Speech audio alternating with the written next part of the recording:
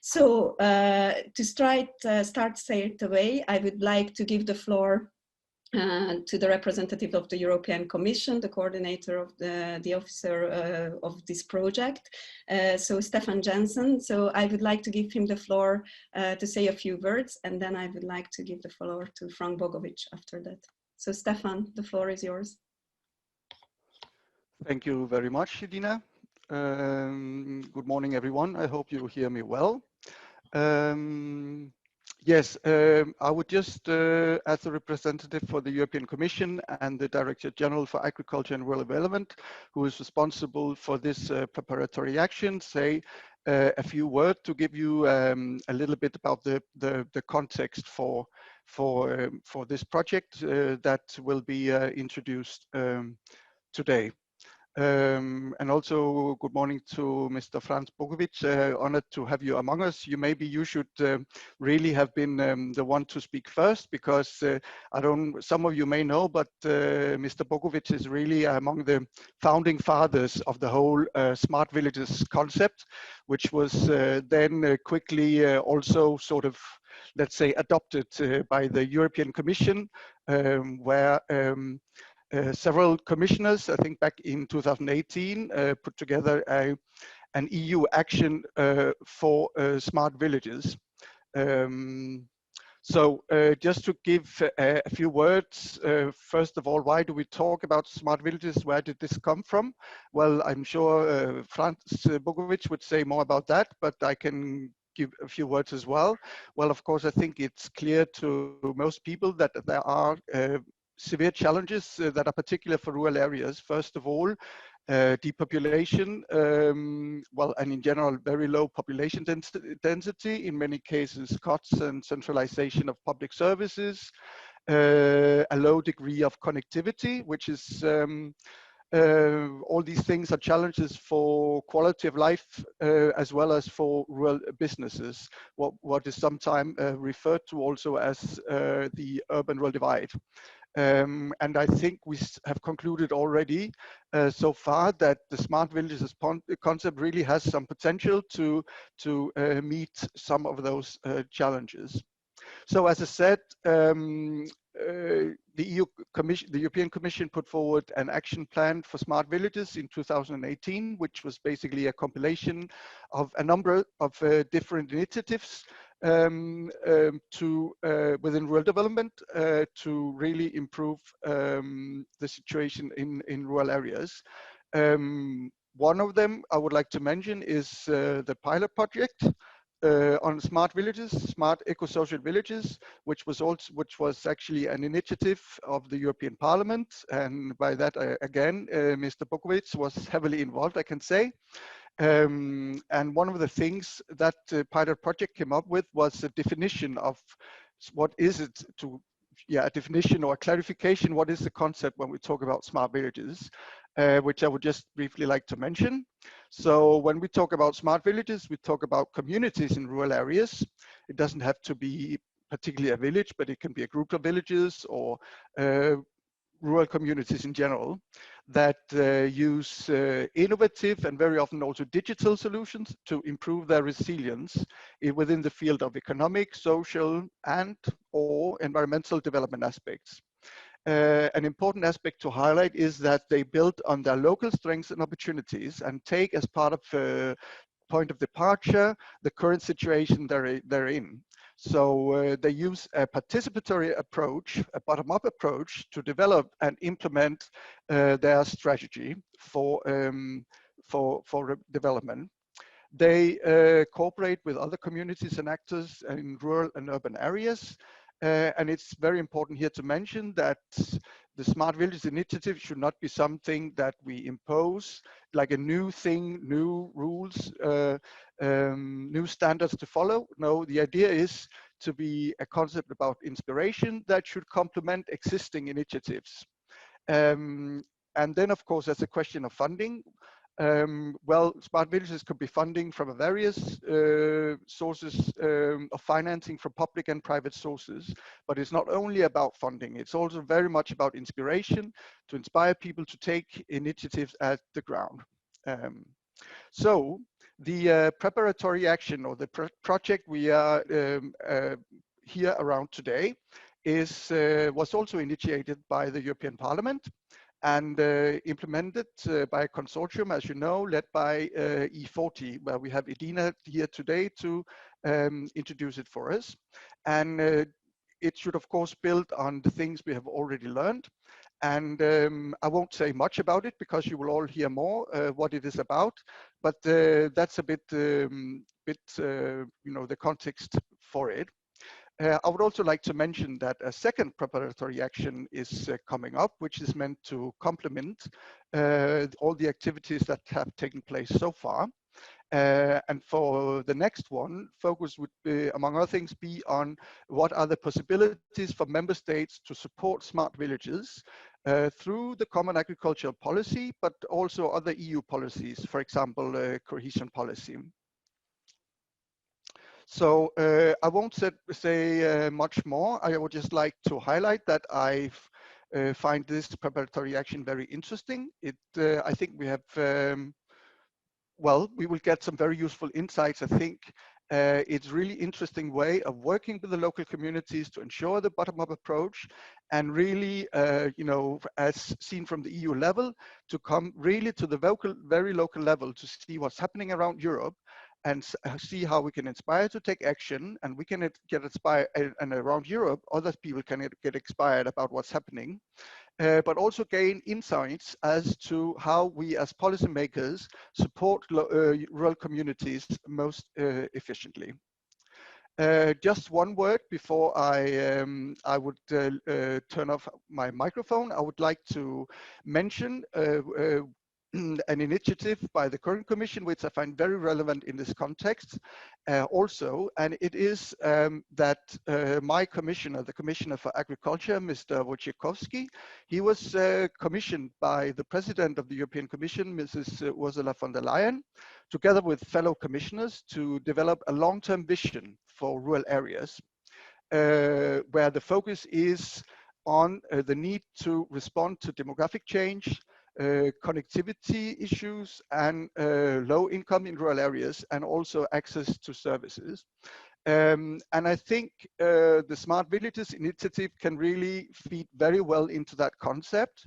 And I'd also like to mention that right now, there's a public consultation open where everybody, all citizens, but also stakeholder groups and NGOs can have a say and give their input to this long-term vision for rural areas, which will finally lead to a communication by the Commission next year. Yeah, the public consultation is open until the 30th of November. So I would really encourage you to go and have a say, particularly also those of you who are already involved in Smart Villages initiatives, because I think you can bring crucial insights and experience as to not only what are the challenges, but also what can be some of the solutions for the challenges that many rural areas are facing. So those were my introductory remarks. I'm very much looking forward now to get into the substance and really hear more, and I hope you will enjoy the session. Thank you. Thanks a lot, Stefan. Really thanks for bringing us up to date as well with recent developments. So with this, I would really like to pass the word to Mr. Bogovic. Stefan already did the introduction. He's really one of the key funding fathers of this whole initiative, and we are very, very pleased that he can be here despite his busy schedule. So Frank, I give you the floor, please. Yeah. Good morning, and thanks for these opportunities. And I'm very glad that we speak about smart villages in this important week for regions all around Europe.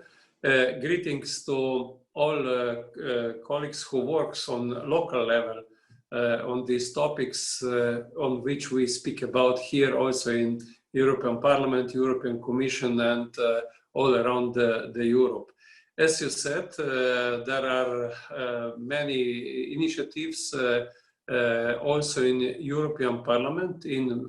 That's my second term. I'm a member of European Parliament from Slovenia, and together with my colleague Tibor Šani, who was not re-elected, and together with our teams with Georgi Mudri in team of Mr. Shani and Adam Mukhtar from my team, we work really hardly on these topics in European Parliament. Also in this in connection with European Commission to introduce and to follow this EU action for smart villages. Very important things are this, what was mentioned by Stefan, that there was first a pilot project which were initiated here by Tibor Shani and me, and later this is the preparatory action that also again a new preparatory action. So it means that in this cooperation with the European Parliament and Commission, we prepare these basic things through which we can support and to connect all actors on local level and to share these experiences. I think that also European Network for Rural Development made a lot. They made on these topics in last years. So my opinion today is that now we are in the phase that we must go through this pilot and experiment phase of smart villages to real life. And what we need is first, as you said, and you mentioned funding. And I tried to put these topics connected with smart villages in both first and second pillar of common agriculture policy. I think it's quite well included in both pillar, so that also through leader and also young farmers, also digitalization of rural areas, connectivity of rural areas. So I can say that in agriculture files there are enough place and we can really help also with European money. What is important also in the files today, these days, are these trialogues about European Regional Development Funds, and we also try to involve these topics connected with smart villages in these files, because as Stefan said, we don't speak about only about agriculture, we speak about development of rural areas. And I think that, and I said a few times, that we speak about long-term vision for rural areas, concept of development of countries, because it's very important that rural areas are populated, which is basic topic, basic aim. And as you said, this long-term for rural areas is now work for 3 commissioners. I continue with my work also here in European Parliament. So we established intergroup, RUMRA, Rural and Mountains and Remote Areas, and Smart Villages. We added these smart villages, and through this intergroup we try to have these activities in European Parliament. And I think it's very important that intergroup in which are more than 20 MPs today, and I am sure that there will be more of them, work on these topics on different level and also on different countries. As I said, it's very important that we continue with this preparatory action, but on another side, I spoke a week ago also with Commissioner Šuica, and now we will also spoke with other 2, Ms. Ferreira, Mr. Wojciechowski. They are also involved in other session today, how to continue this work. And what I'm sure, if we want that this concept of smart villages in all topics, agriculture, mobility, energy sector, social care, healthcare, will be successful, it's necessary that we connect our ideas with business sector. I can say that I had many meetings with different people from different companies who saw on radar that we work on this topic, and they are interested to show what they prepared through business, through technology, what is possible. So I think it's very important that here are people from the local, regional level, and through them we can develop this smart villages concept. As I will conclude with this, that if a few years ago somebody asked what we are speaking about, today, especially after COVID crisis, everybody knows now that we need connectivity in rural areas, that it's important to be healthy, to stay at home, work, e-work, telework, e-commerce and other things which are very important for normal life in rural areas. So thanks again, Edina and others to organize this session. Thanks for these opportunities that I can be with you, and I wish you successful work and good success for our initiative, which is, I am sure in this, very important for development for whole Europe. Many thanks, Mr. Bogovic. We are really pleased that you could start this session with this contribution. And actually, this leads us to our first poll. And again, I need to ask for your patience. So firstly, I think everybody is now used to all these online sessions. Maybe we are not so used to facilitating such a huge session where we actually didn't set it up originally, but it's within the European weeks. But we have some poll questions, and what Mr. Bogovic said, that it's very important that we create the linkages between the different levels. I would like to ask my colleague Anna to bring up the first poll question, which is really about which levels are represented here. So who is active at which level? Of course, we have more than one roles normally, but just to say, sorry, I think maybe, I don't know if we can go to the second question, which was more about that, but okay, let's start with this one, it's also fine. So essentially, we would like to see how many of you are involved with this project. We opened up this project to other villages, not just the participant villages, which I will talk about in a minute. You might be involved as an expert, you might be involved as in other ways, like the Commission, the European Parliament, who are actively involved with these initiatives, or you might not be involved yet with smart villages. So if you could vote, please, each of you, and let's see if we can also show the results. So the poll is up, and please try to vote and submit so that we see what's happening. And then I will ask my colleague in a few minutes to share the results.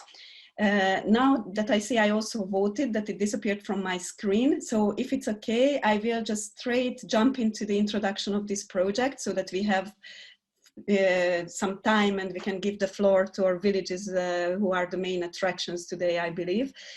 So please keep your microphones muted. Please don't start sharing your screens, because then we cannot share our screens. And if you have questions, you can either type it into the chat, which is my colleague is checking. So please keep typing the chat, although we will open up the floor for questions time to time. One of my colleagues is checking that. And if you really would like to speak up, you can raise your hand, which is normally, if you open the participants panel on the side, just below the name of participants, there is an option, which is a button, raise hand. So don't start to clap, don't start to cheer with the different emotions, because that we won't see as raising hands.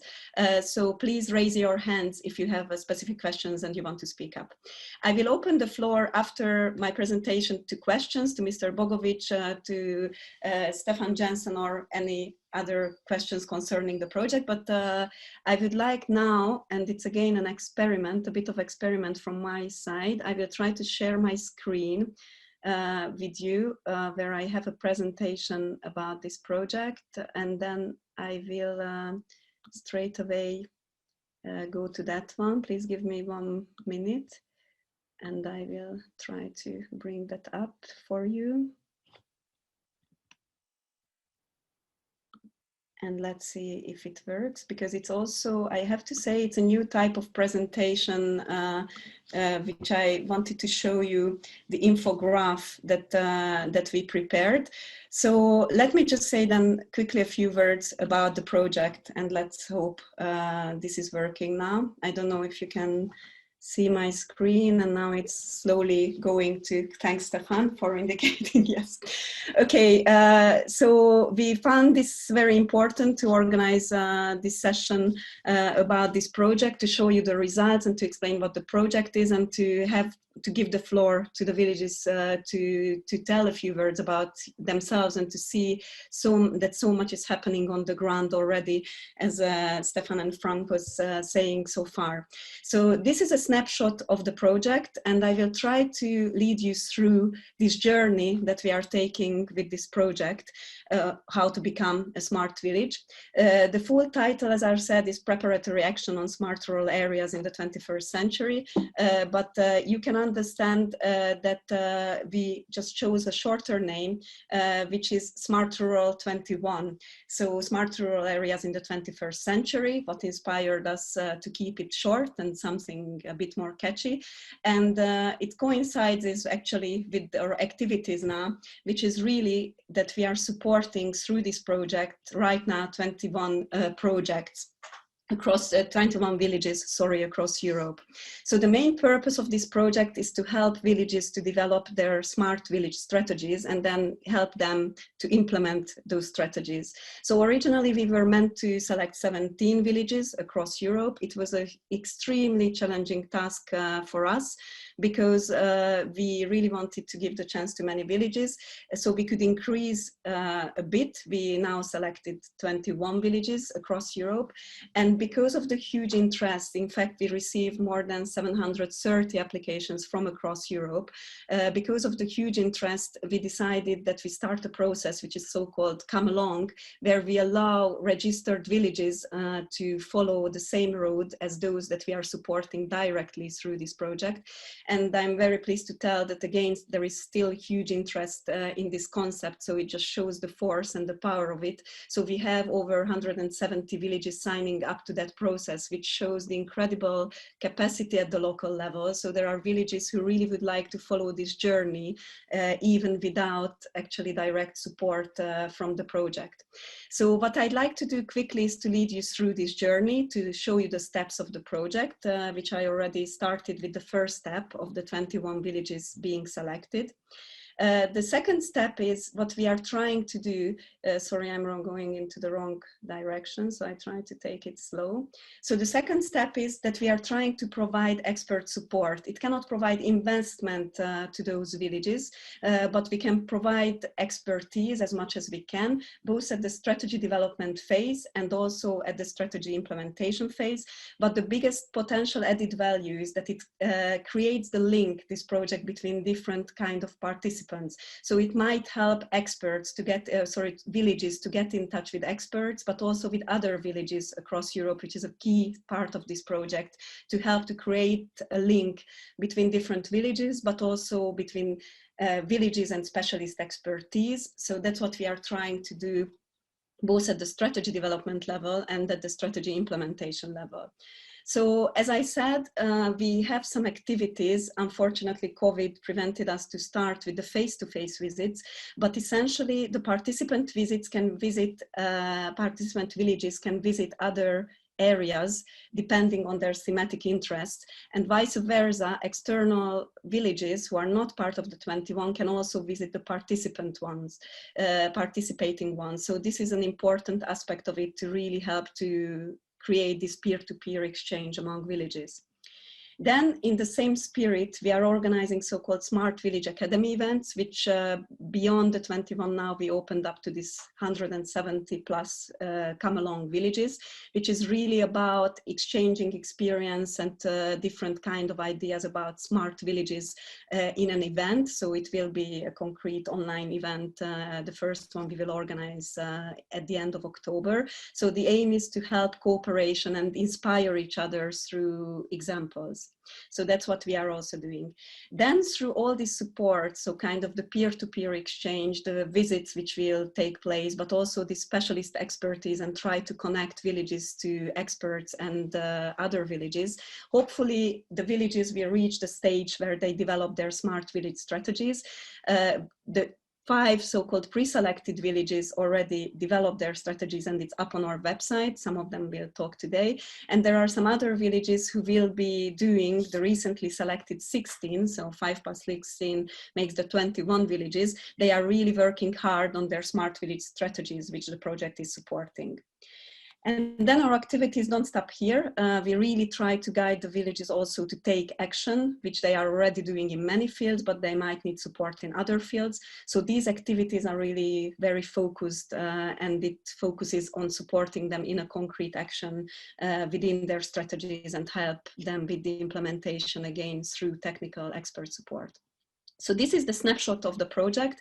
And just very quickly, what might interest most of the people here is to really find out more about the project activities, which you can do through the website, which is in the bottom right corner, and some sections. For instance, you can soon find out what's happening in your country, because we will have individual country pages. We already have them, but we are uploading information on those very soon.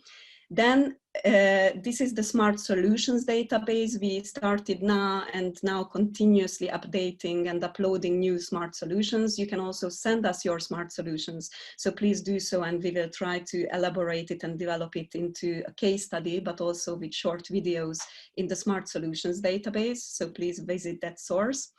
And the third one is really to upload different tools, which of course we get from the villages directly as well, on the Smart Rural Roadmap tool, which essentially helps villages to develop their strategies. So it provides implementation and strategy implementation and development tools, specific concrete approaches, methods, and the linked material through our website. The Smart Village Strategy template is up, and again, we are uploading many more.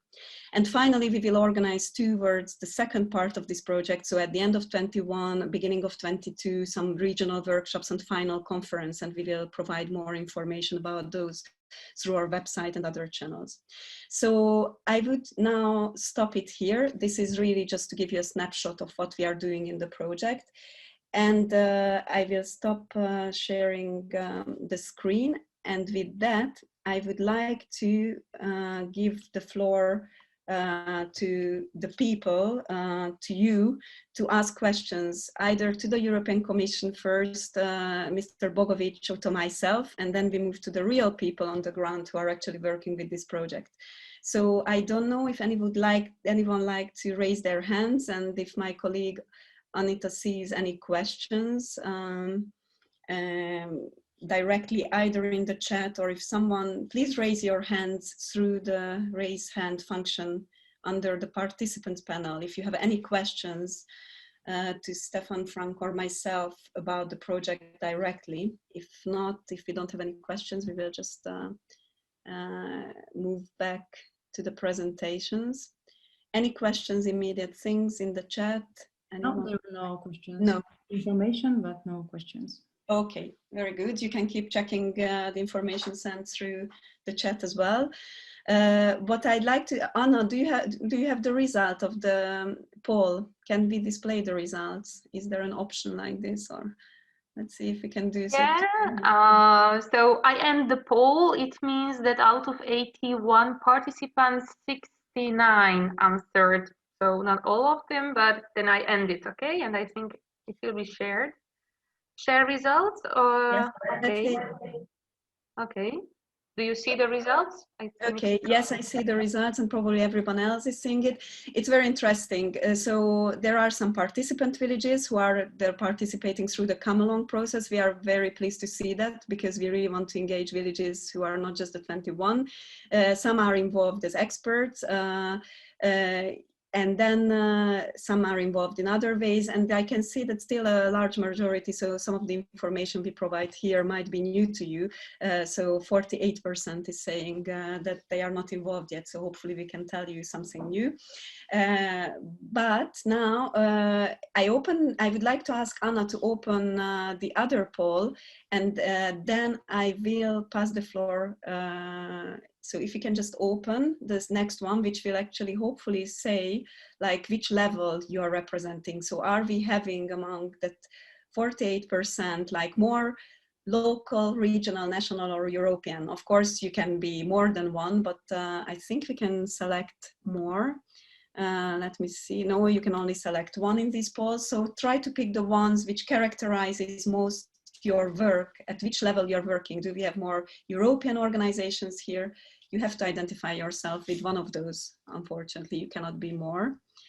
So please keep submitting. And in the meantime, I will pass the floor to our main attractions, the villages. So now I need to introduce this with a bit of, not caution, but I have to say, like, we put a smart solution in place. It's a challenge for the villages, I have to say, but they are brave and they signed up for this challenge.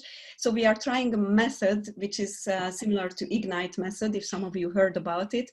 The idea is that the villages have to present sharp presentations. Their slides are automatically moved every 20 seconds, so they cannot actually control it, but they are moving slides. And they will give us some 5 to 6, 7 minutes presentations each. So please be patient with them. They are testing this new method with us. It's an experiment for us as well. It's a super difficult task. I should have put myself the challenge so that I'm testing the same, like those poor villages. I threw them in the deep water now with this. But let's see. So what we will do now, we will really present you 5 very enthusiastic villages who are participating in this project as part of the 21. And it's all from all parts of Europe. So please welcome them and please listen to their stories. I will start now. I will ask my colleague Anna to share her screen with Rauda. I'm sorry, Edina, yeah. But what about Katarina's? Oh yes, I'm really sorry that you interrupted me. I'm sorry. It's myself who's sorry. Actually, we wanted to, yes, give the floor before to that to our colleague, national expert Katarina, and it's really good that Anna reminded me. I'm too much focused on the villages now. But I asked Katarina, who is actually representing a partner organization in this project, the Agricultural University of Athens. But most importantly, she's also the national expert, one of the national experts we are working with in the different countries who are supporting our work, and we rely a lot on them. And Katarina and her team was the team who actually supported one of our selected villages, Kitera. So I wanted to really give her the floor to present that process. And thanks, Anna. I'm really sorry I too much into talking and trying to give the floor to the villages. So please, Katarina, tell us how you supported Kitera, because that's a key point here. Thank you very much, Edina. Good morning, everyone. I will try to work a little bit as the link in between the core group, the core team, and also the villages. As it was already mentioned, we do have the core team, but the work that is taking place is actually happening a lot in national level. So we do have a lot of people all over Europe. We do have representatives from each member state. And this is where the actual work is happening, it's taking place, always under the guidelines and the support from the core team and also the E40, the coordinator. Let me share my screen. So I have prepared a very short presentation, give you a little bit. Is it okay with yeah, perfect. So I've prepared a short presentation. Let me introduce myself. My name is Katerina Kasimati. I'm from Greece. I'm working at the Agricultural University of Athens as a research associate, mostly working with precision agriculture and smart farming. But on this project, we are having a double-headed role, as it's called. So we're working in the core team as a member and also as the national expert for Greece, and we provide support to the pre-selected village Kythera. We will listen more about this village in a little bit during the presentations of all 5 villages that Edina mentioned earlier. What I will try to do, as I told you, I'll try to basically give you a bit of an overview of what's happening behind the scenes from the national experts all over Europe. I will give some examples from our case here in Greece and how we are trying to do everything. So some of the basic steps we're following, and I will explain this a little bit further in my next slides. Have to do first of all with the communication awareness raising. So we want people to learn about these actions, what we're trying to do here with the smart villages, this new concept for everyone. So this is one of the main tasks. We are also supporting all the other actions we're taking through the project that Dina just showed you in this very nice infographic that have to do with the smart solutions and each country, what is happening there on policy level, and also locally in every different place.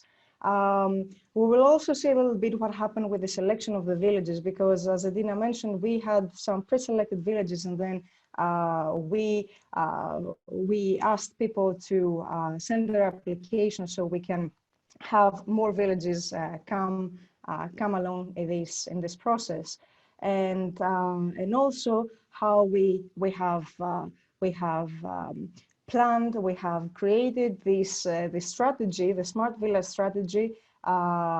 For each of the countries, we'll just see what's happening in Greece and what we did for Kythera and how we made this happen.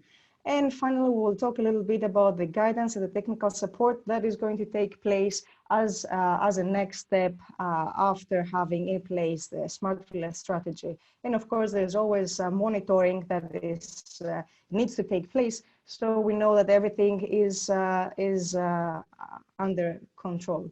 So let me start a little bit with the communication. As I told you, we would like to work with the smart villages and the project and communicate these terms to everyone around the world in the different member states in Europe. I'm sorry, the world would be two though. To engage also some key multipliers in each country. So here in Greece, what we did, we came in contact with Greek National Rural Network. We have been in very close contact with the Lag of Attica, where Kythera, the island, belongs to, and the representative of the Lag of Attica will talk later on for the village itself. Came in contact, of course, with the local community, with the municipality, the village, all the people, the stakeholders that are actually engaged on this task here in Greece. How did we do that? Through the social media, using Facebook. This was one of our tools, and LinkedIn. It was something that we used to start inviting people, mostly on a local level, and also then we open up to more people, if possible, around Europe. So we wanted to also to engage more villages, as it was mentioned. We wanted to bring more people on this. It looks like a nice game, actually, like a board game. So basically, we wanted more people to come and be there for this with us. So here in Greece, we had we communicated this call for applications, and we had extra interest, even though Kythera was one of the pre-selected villages in Greece. We still had another 7 applications from different places, from mountainous areas, other islands, and small municipalities around Greece. What else are we doing? As I said, we are also providing, as a national expert, support to the different steps we're taking. One of these, and very important, is to provide all the information regarding the village, the country, on the online platform. So that's why we also have a page about Kythera, just like for every other village, smart village that is included in this project at this point. And we also we're trying to upload smart solutions. These are going to work as examples. One that is already up there has to do with the remote monitoring and management for Kythera's water system. and it's an already implemented project in Kythera that you will hear more about it later on. And of course, we are also updating the information on what's happening in the country, again, on the policy and how is the smart village term and all these new terms are actually welcomed and implemented in the country.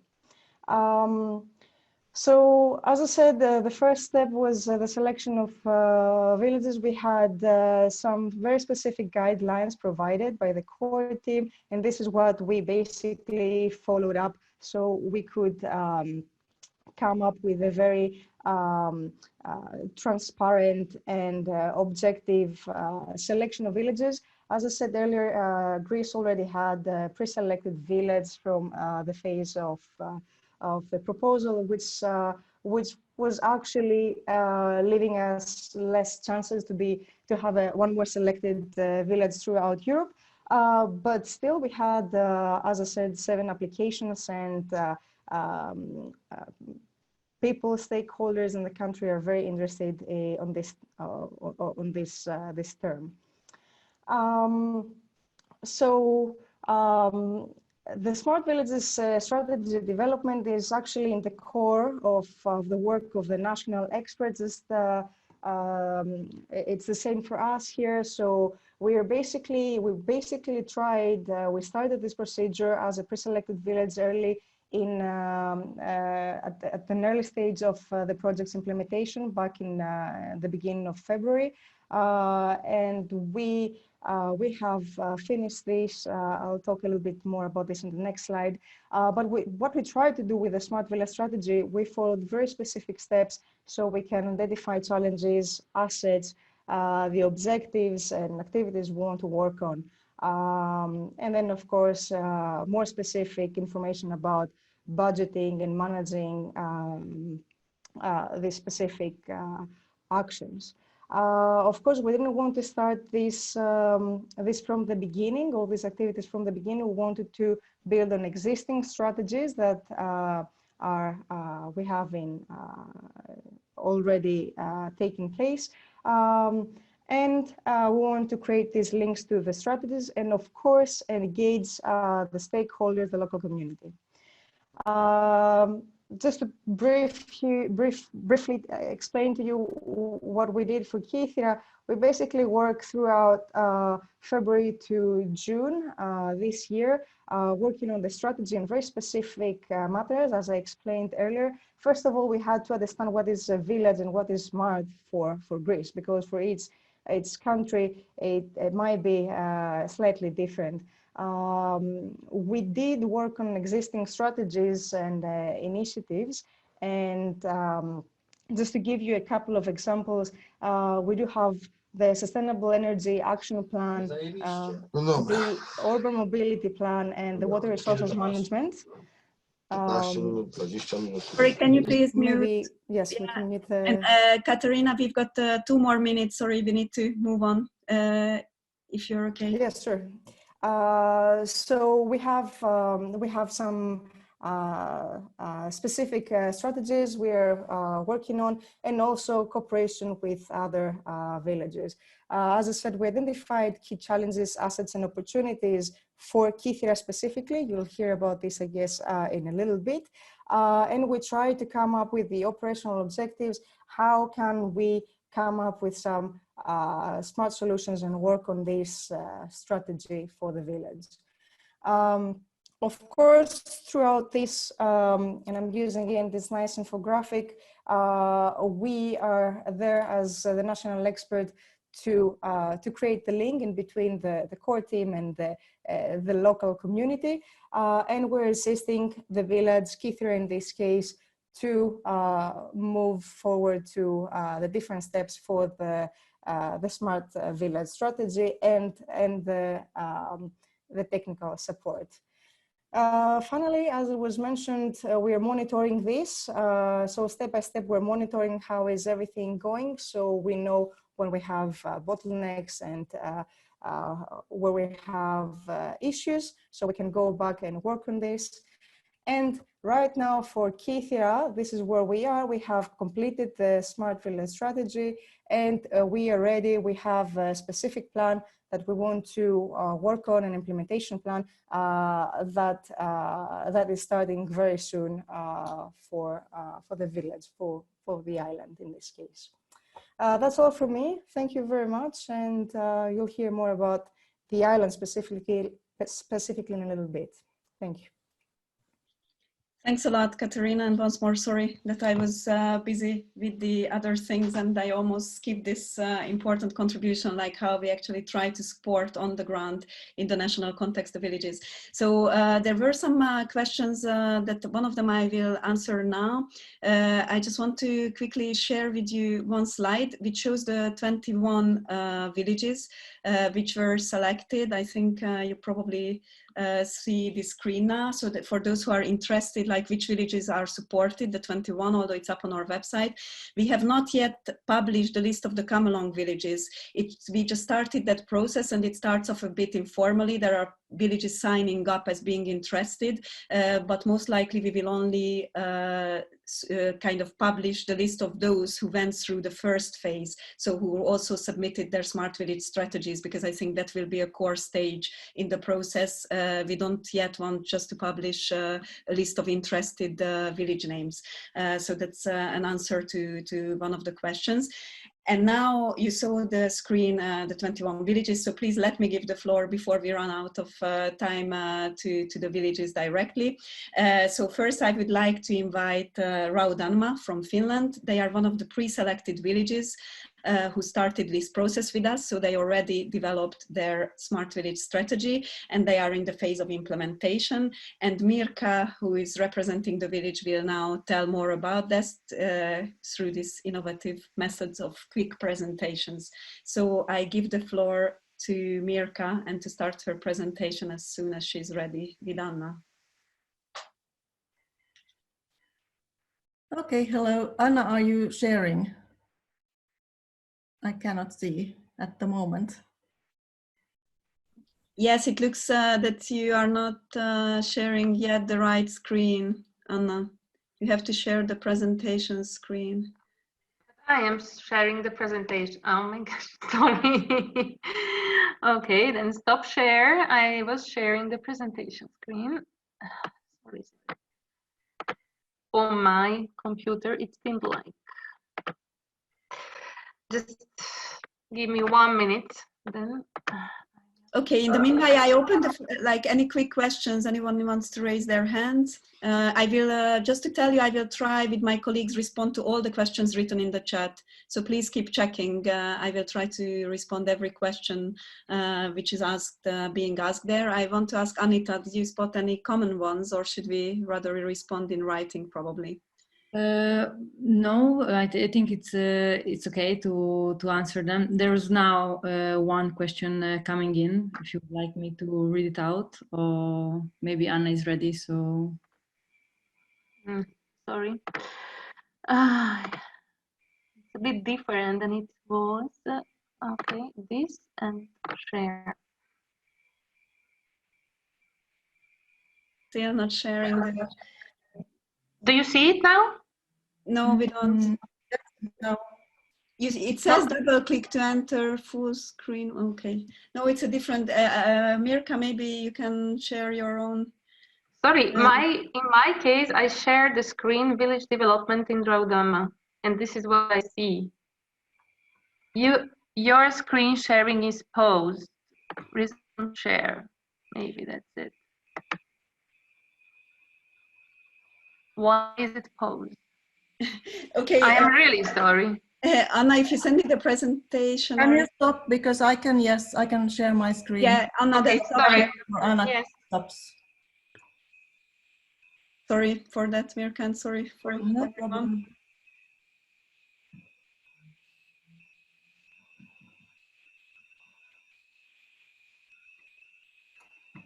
If you send me the other presentations, then I can try to share from mine as well. Okay, thank you. I quickly send them to you. Let me know if you can now see. Okay, not yet. All right. Oh, it's the same. Oh no, it's fine. It's fine. it's the end. Okay. Yeah, it's in the end. I was just checking it earlier, so let's go back to the beginning and once more.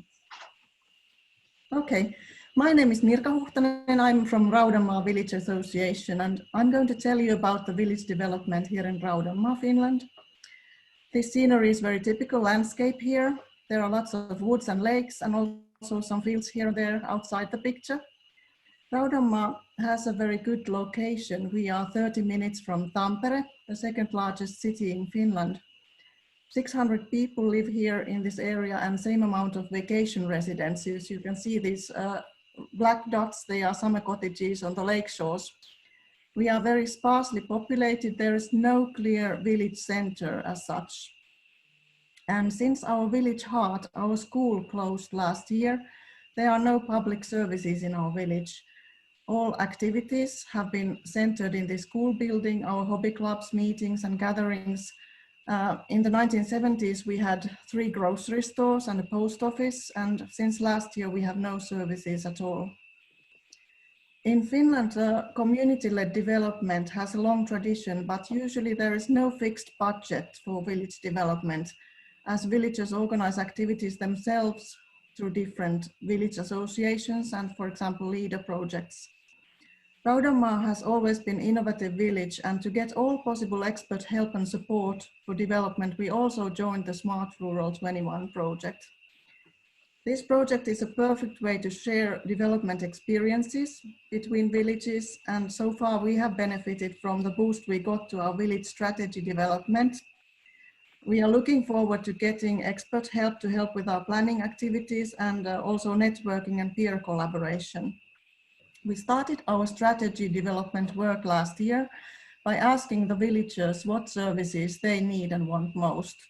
In workshops, we then mapped ideal village characteristics, did a SWOT analysis, and created the first version of our objectives and actions for the following years. According to our vision statement, Raudanmaa is a communal, innovative village where daily life runs smoothly. Number 1 result in our questionnaires has been to ensure smooth services to villagers and tourists and to have a place for hobbies and gathering. The second of our objectives in Raudanmaa is to retain the strong sense of community. We have 4 active associations, and for development activities, there are always many volunteers involved in planning. We also have many entrepreneurs and willingness to find new and working solutions. The third objective in our village strategy is to take care of our living and clean countryside.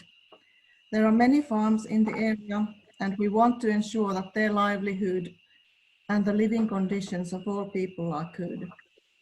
We also have some spectacular nature here in Raudanmaa, especially lake ecosystem protection is seen important by the villagers.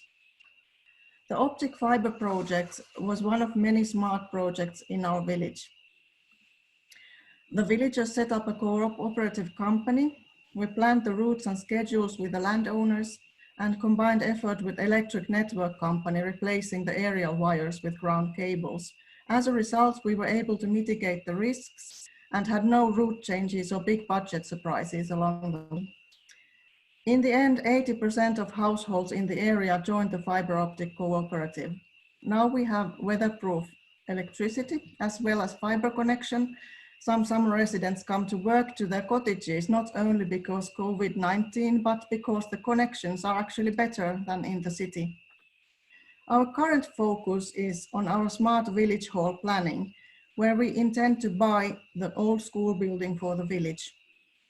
Our idea is that Raudanmaa Smart Village Hall is the heart of the village, serving as meeting point for villagers and visitors in the spirit of old-time marketplace.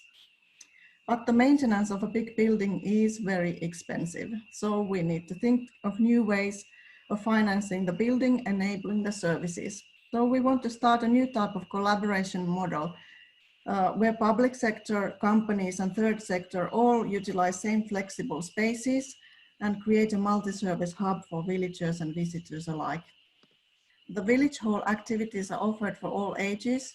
You can participate in different groups or courses or utilize the spaces independently. Sports center functions also as a starting point for outdoor activities. Well-being services would be offered by different companies based on a digital reservation calendar. The Smart Village Hall offers several services facilitating life and revitalizing the village community. Also, bypassers could be easily dropping for a coffee or snack. Services are offered by companies or associations. We could have cafeteria with lunch, more grocery and hardware store, e-charging, package drop-off point, and so on. Smart Village Hall functions as a venue for villagers' celebrations, as well as co-working space for remote workers. There are adequate meeting facilities and room for seminars. Optic fiber network provides reliable connections.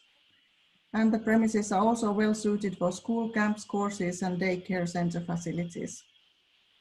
Country cafeteria and shop offering local products and food invite visitors to stop. Children's farmyard offers interesting activities for families and enables animal-assisted therapy services. From the base, you can access the surrounding lakes, you can get information about the nature and rent outdoor gear. Here we can see the visual plan of the renovated school building done by our architect. Currently, she is working on the renovation plan and budget. And there's also a lot of planning to be done for the outdoor facilities, animal yard and terrace garden area, and business planning, of course. Our target is to have 100% more services in our village. 10 new events yearly, 10 new businesses, and 100% more tourism income to the village. Thank you very much. Thanks a lot, Mirka. I think you did a brilliant job. It's a very interesting thing, and you could see that it's really, really challenging to do this, what Mirka has just done. We've got the technical challenges, but she had to keep up with the slides, so it's not easy. It's absolutely timed, so she cannot control it. But it was a fantastic and good screenshot of essentially what's happening in Roudam and its very community power. So thanks for that. I'm trying to answer the questions in the session as well. I think we will keep here essentially the discussion. We won't break out into rooms later because I think it would take too much time. But what I would like to ask is if you have questions, please raise your hands again or put them in the chat. We are trying to answer them.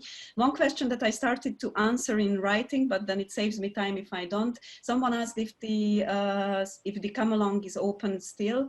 Normally we close the come-along registration process at the end of September. What I would like to suggest, due to the huge interest in this session, that we open it up for one more week after this session. So please send an email or a request through the website or to the central email, which is smart-rural. I will put it in the chat at smartrural21, at e40.eu.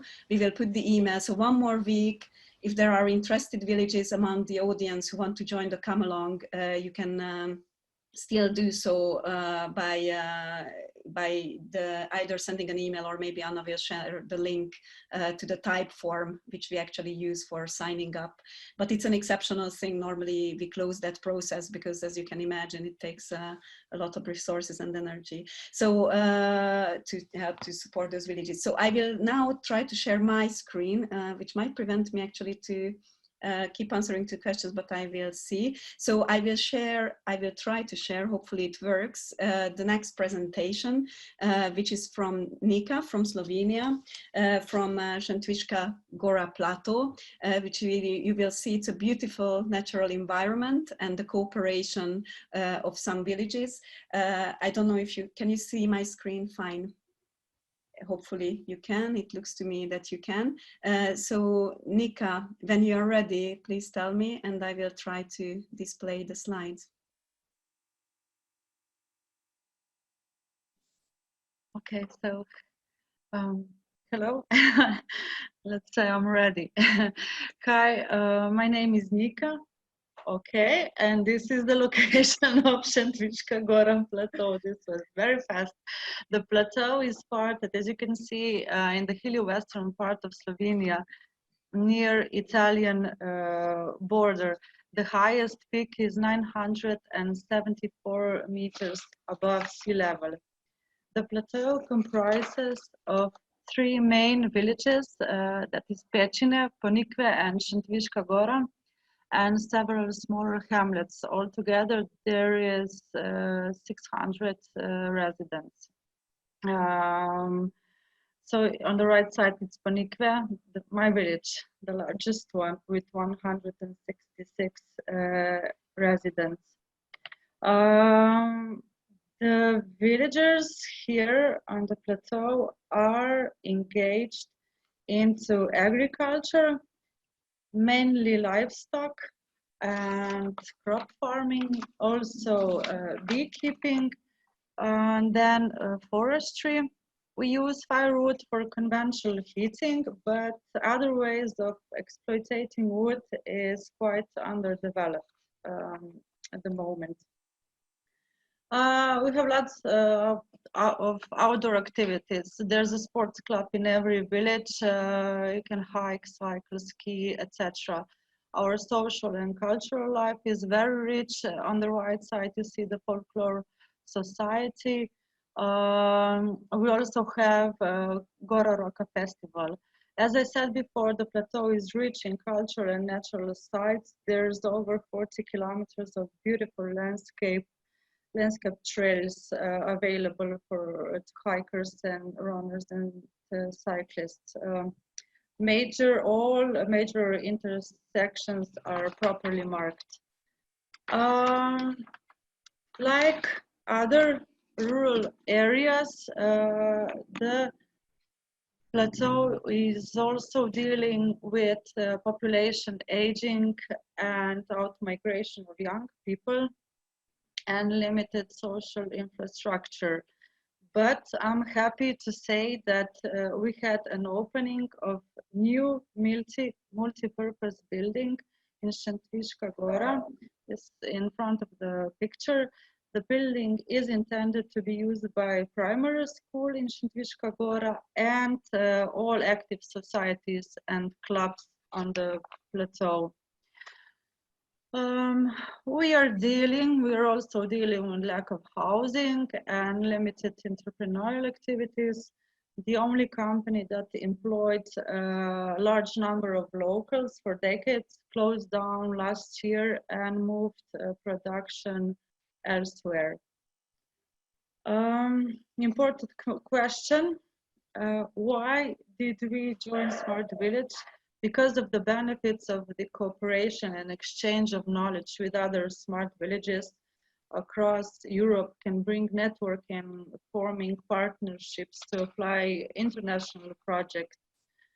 There is also promoting knowledge, methods, best practice exchange among villages and people, and improve key competences and professional skills of the locals included in the project.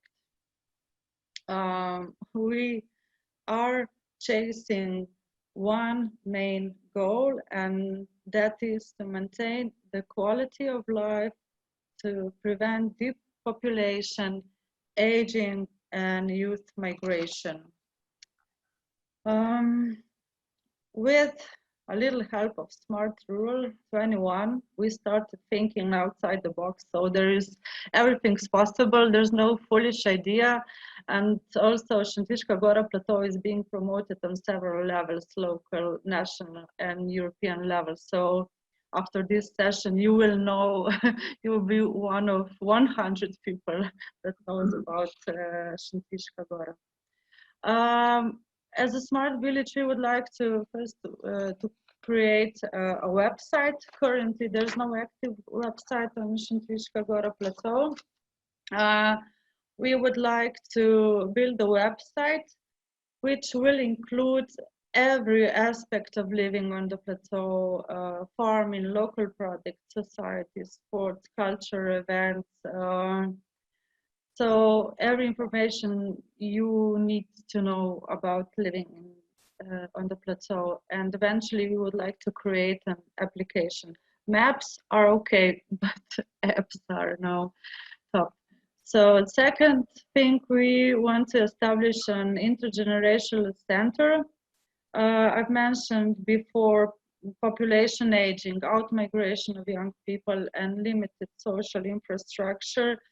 That is why we would like to create this center, which would provide different social and educational activities, such as intergenerational transfer of traditional knowledge, daycare for elderly, and also afternoon care for kids whose parents are not able to pick them up from school.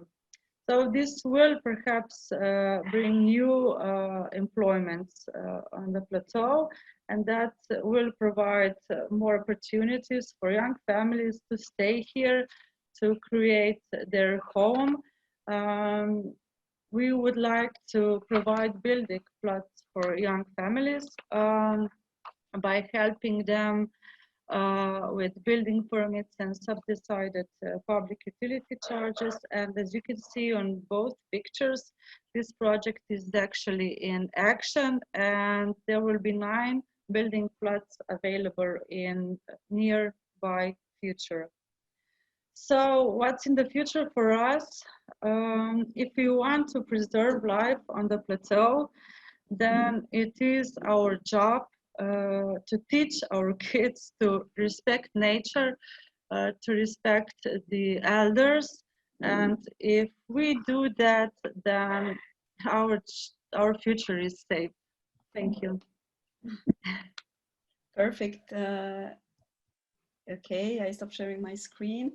Thanks a lot, Nika. It's fantastic. I would like to ask my colleague if she can, Anna, if you can check if you can share your screen with the next presentation. If not, then please send it to me quickly and I will try to do that. But of course, while I was sharing my screen, I couldn't download it, but I will try now. So in the meantime, Anita, are there any questions? Okay, Anna, it's still the same. I'm trying to download in quickly the other presentation. Okay, Anita, maybe you can read out a few questions because, of course, I think there was 2 questions regarding the problems of villages of no human capacity, administration, and know-how. One of them is any advice on them how to apply these villages, and because of the same reason, is there any chance to elaborate on the expert support of come-along villages? Okay, so yes, to try to answer that quickly. So it's quite, so of course the project has some resources, but it's limited. So unfortunately, we cannot directly provide this expert support, which is a number of expert days for each village that we are doing already with the participant villages. So it's not investment, as I was responding probably in one of the chats. Having said that, what we really try to do, and that's the difference with the come-along process, that we really try to share the different resources online.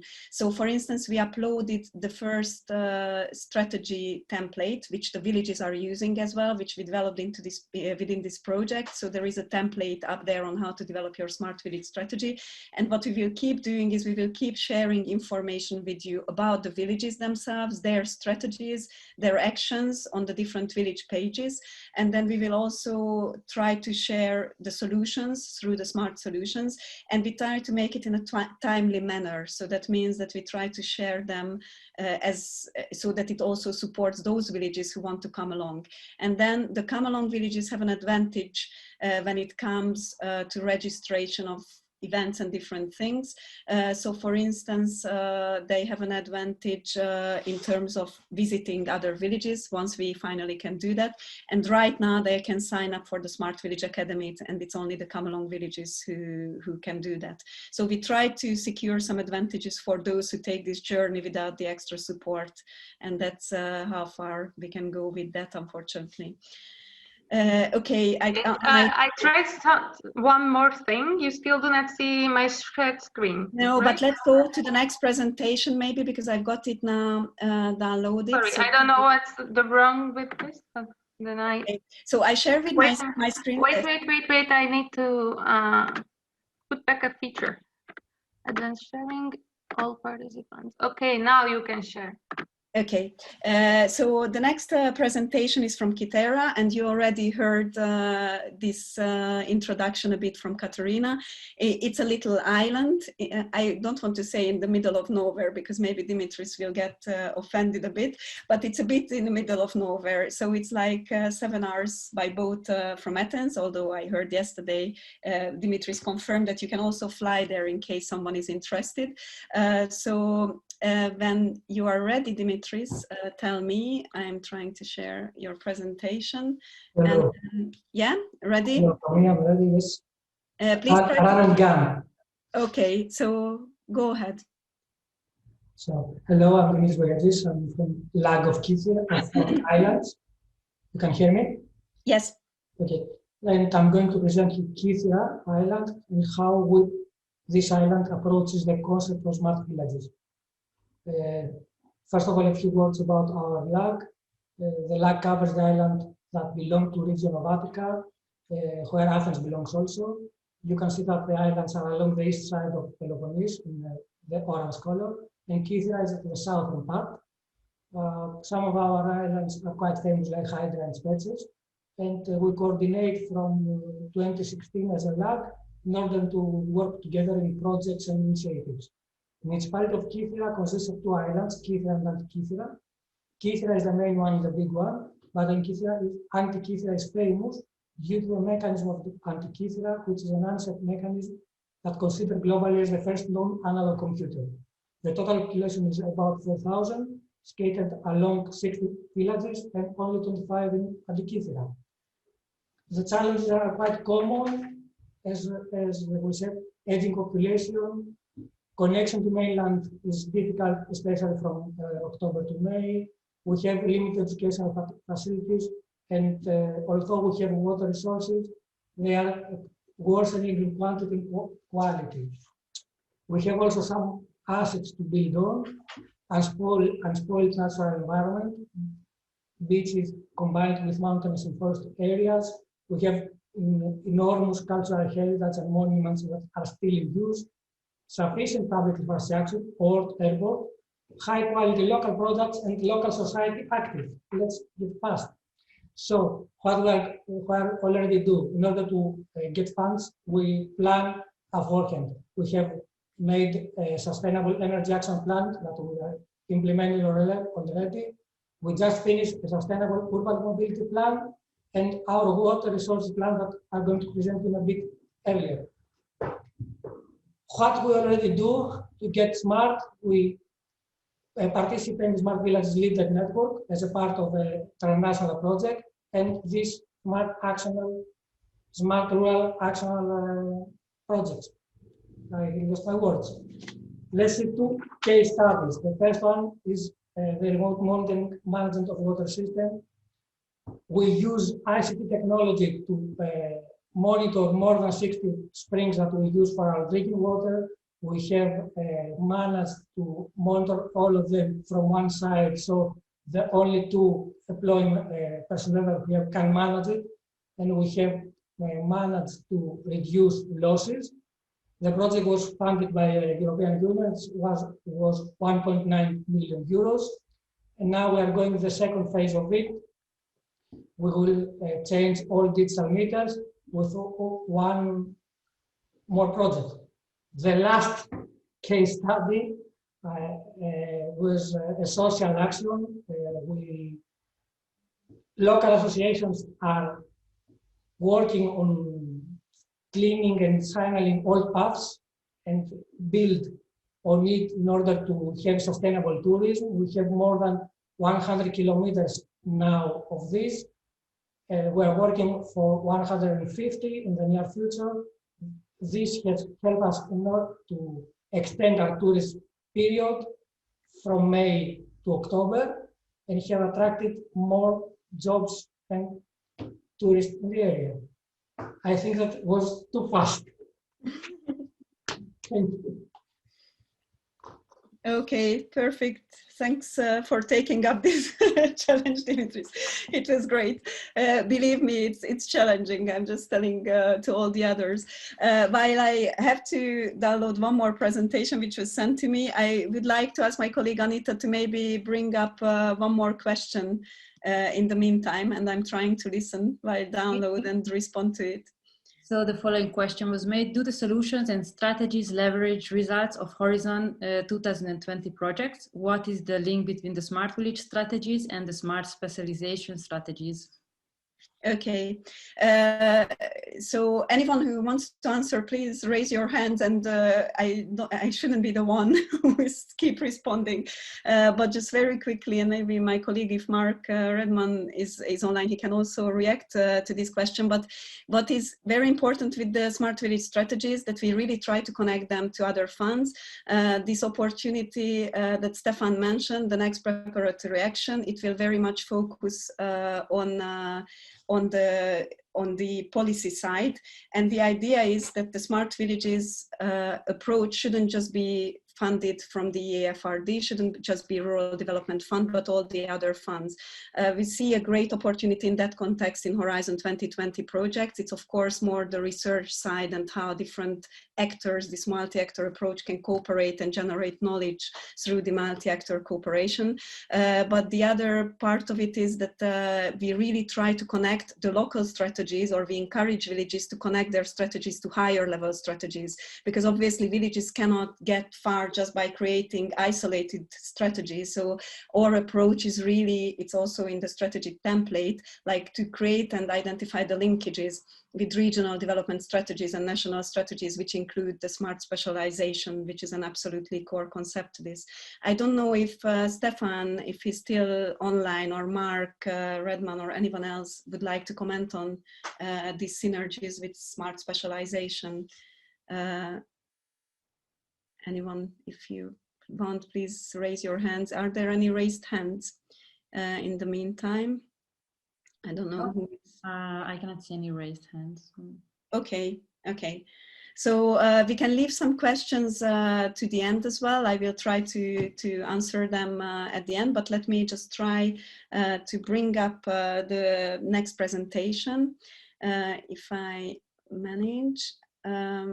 Sorry, I just need to see if because the latest slides I didn't have, so I'm trying to, okay. So we are now, we will be now in Tomasin, in a community far away again, quite an isolated, more remote area in Poland. And I will ask Piotr to present their very innovative, it's very much focused on local community and agriculture, and engage the local community in innovative, sustainable agricultural activities. So I believe that you see my screen now. I don't know, Piotr, can you make your mic? You're here, and you can tell me when you're ready. I'm ready. Okay, so let's go. Hello, my name is Piotr. I am representing a very small agricultural village, Tomaszyn, located in Fibre, north part of Poland. Our village is just 4 farms and couple of vacation houses, but together with people from our village and region, we started our cooperative Ostoje Natury. Ostoje Natury is an agricultural ecosystem of tomorrow that is the effect of synergy of traditional thinking and a technological approach. While creating Ostoje ecosystem, we are inspired by nature's already existing solution. Just like in prehistoric forest, circuit is everything and waste is not existent. Tomaszyn Smart Village ecosystem, built with separate blocks but combined, works as one, consists of healthy food farm, year-round production of eco-food, innovation farm, implementation of smart solution, green energy farm, renewable energy, culture farm, communication and education, and health farm in the future. Our strategy, main challenge, is to create a program for farms below 100 hectares, enabling the transformation of production from conventional to ecological, characterized by high product quality while minimizing negative effects on the natural environment. Regenerative agriculture is a conservation and rehabilitation approach to food and farming system. It focuses on topsoil regeneration, increasing biodiversity, improving the water cycle, enhancing ecosystem services, increasing resilience to climate change, and strengthening the health and vitality of farm soil. Our adaptation, thanks to our own plant nursery, nurturing the process of replanting plants. They have more space, it's easier to nurse them, they have better root system. Such is a very strategic part for us to have a possible source and great source for our own plants. Wide use of cultivated plants. Hemp as example of plants with wide use, allowing for creation of many different products from one plant. We can process it into food, cosmetics, fuel, paint, animal feed, paper, rope, insulation, building materials, hemp cream, and much, much more. One of the creative use of hemp is hempcrete, and we are building a hemp industrial cooler with solar sunroof, which is a passive building, environmentally friendly, positive energy outcome, unique ecosystem for long-term food storage, cost-effective, carbon negative. Ostoja passive precise rainwater irrigation system, pilot area 2 hectares, capturing full rainwater potential, recovery of 99% of dirty water, off-grid energy management, precise and most effective irrigation, low maintenance cost, long-term solution. Biohub Bazaar, the main goal is to support and popularize the short supply chain of locally grown, fresh, ecological, and traditionally made food. We achieve this goal by building a permanent place of sale in cooperation with Major of Olsztynek, where consumers can link local producers and buy their products directly. Vegamat is a maintenance-free, a contact-free distribution system for fresh fruit and preserves, including vegetables, fruits, honey, dairy products, eggs, juice, or herbs, as well as packages, occasional, seasonal, thematic. They can be configured via online store. Biohub Bazaar Online is an interactive shopping platform that complements the stationary bazaar and Vegamat for people who value the option of ordering products online or, for example, preparing a shopping list in electronic form. Biotech event aims to raise awareness among rural residents by promoting natural farming methods and popularizing modern solutions. Implementation of scientific achievements into agriculture practice affect the speed of rural development. This was our first step for knowledge sharing and beginning of our open source solution. Ostoja Natury TV project main goal is to provide information related to modern agriculture, innovation, regenerative agriculture, smart solution, promote sustainable models, make our products transparent, share knowledge. Already more than 50 episodes on our platform. Self-sufficient, wasteless habitat for rural households. We want to create our habitat using most efficient and environmentally friendly technologies. Our goal is to be sufficient in several categories: energy, heating, savage processing, water management. Biohub is an ecosystem designed for comprehensive production support for high-quality products. Our goal is to create a solution covering cultivation, production, preparation, product for sale, packaging, and local and nationwide distribution, allowing our products to travel. Edu programs and edu path into machine, it's a great challenge, and the biggest challenge is to important goals of educational system into our village structure and its potential, a place where all knowledge meets the latest technology and science is based on practical needs. Thank you very much. That was some highlights of our strategy and projects that we are already developing in Tomashin. Our village is very small, but we have a big plans. Thank you very much. Thanks a lot. And with that, let me really quickly pass it on to Peter, our last presenter. And sorry if we don't have time for more questions, we will answer them in an email. Peter, if you can share your screen, that's quicker because we don't, I think we are closing down. I hope we are not cut in the middle of it, but please send also your questions through the website. And we will try to answer every question we couldn't answer. And if we are cut off from this session, then thanks also for your participation. But we would really like to give the floor to this very exciting eco-village for last. Peter, are you ready? Or can you share your screen? Or shall I try?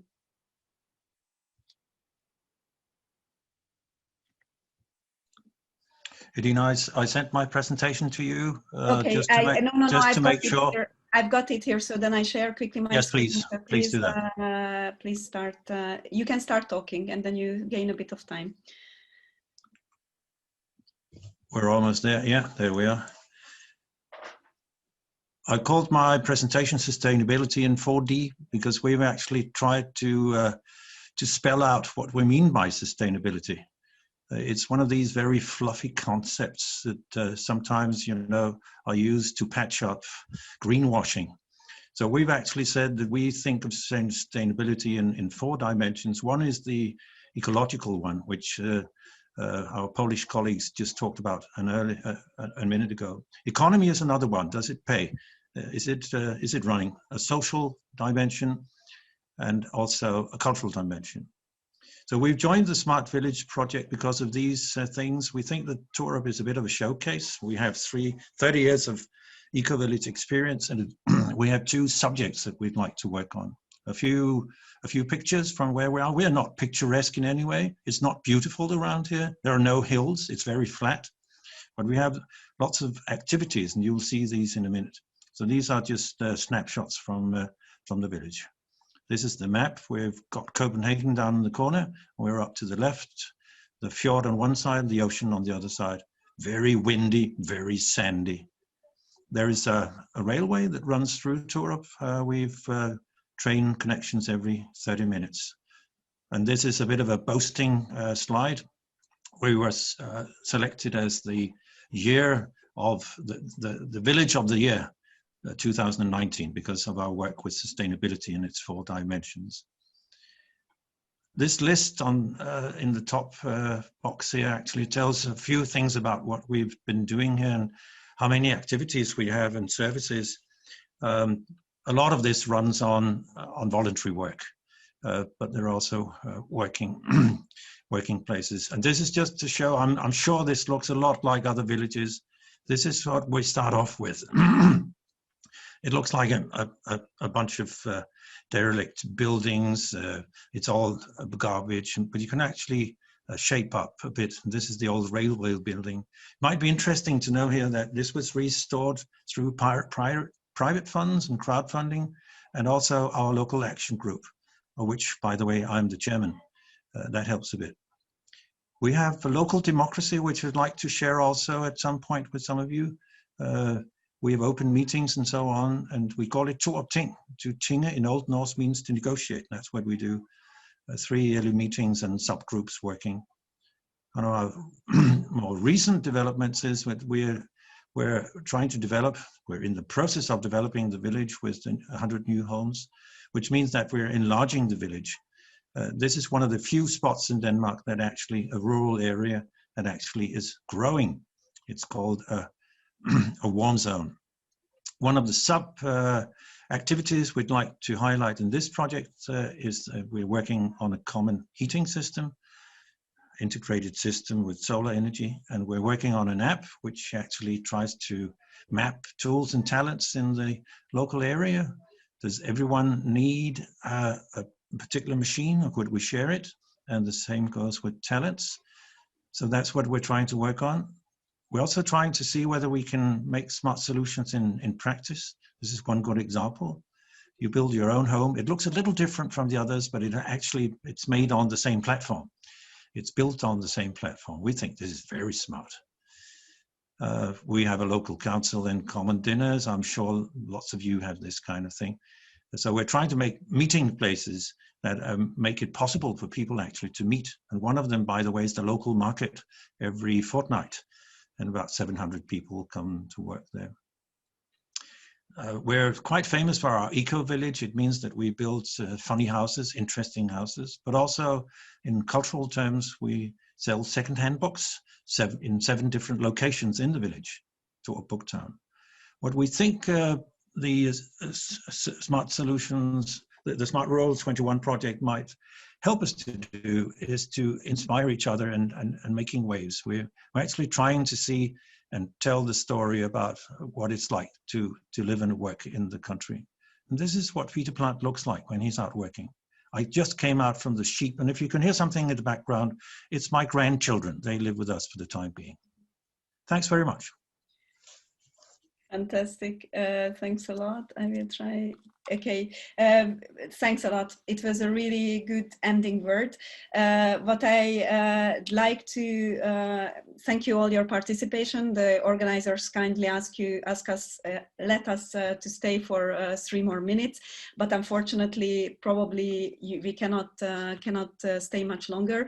We would like to thank you for the participation. Sorry for the hiccups if we were not always on top of things, but hope you got inspired a bit by the villages, and please send us any questions through the website as well or through email to the project, and we will try to answer them, or we will ask the villages to answer them directly, and hope we will have a bit more time for exchange for the next one.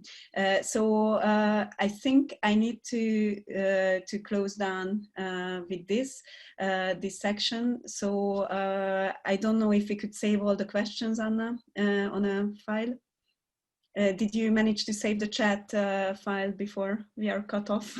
Not yet, because I think we have different features than normally. So I asked for the secretariat of the commission who is with us. Okay. So it will be downloaded. Thanks for the questions and thanks for the email addresses. We will come back to you.